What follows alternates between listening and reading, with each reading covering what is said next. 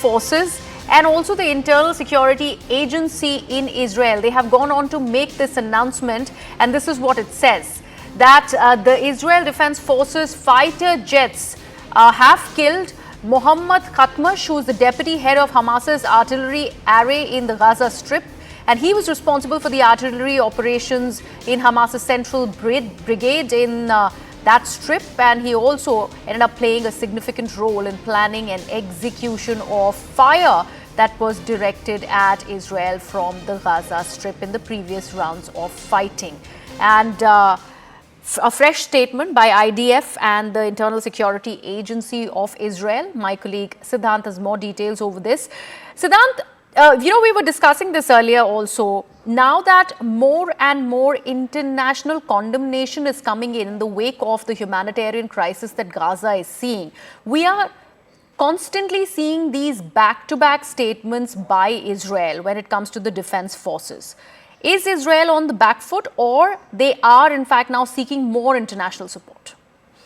No, look, obviously, one cannot deny this, that after the strike at a hospital in Gaza, perhaps, to an extent, the narrative has shifted from the hands of Israel to Palestine. You look at the way the humanitarian aid is reaching Egypt, perhaps, to go into the Gaza Strip from all across the world, including India. In fact, India has also sent humanitarian aid today. Yes. But given the circumstances, and perhaps, looking at the statements from the G7 countries, all of them are still backing Israel when it comes to operation against Hamas. And this is perhaps the reason that each day Israel is coming out with the videos, with the details of the commanders of Hamas getting killed.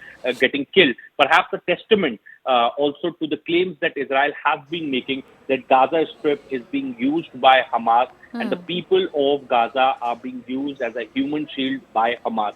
So that is also a testament, perhaps a proof that Israel wants to give out to the world. And this is a reason that with each operation that they do, they come out with a release, they come up with a media statement, perhaps to tell the world that, okay, fine, you are sending humanitarian aid to Gaza, but also look at this, that we are, killing the top commanders of Hamas. So it is again a proof that they exist on the Gaza soil. They still exist on Gaza soil. So, that is also a kind of a message which Israel sends out toward. Yes, there are reservations when it comes to the ground operations in Gaza, and perhaps some reports suggest like that US, UK are not very much on the same page given the circumstances and pressure from the Arab world.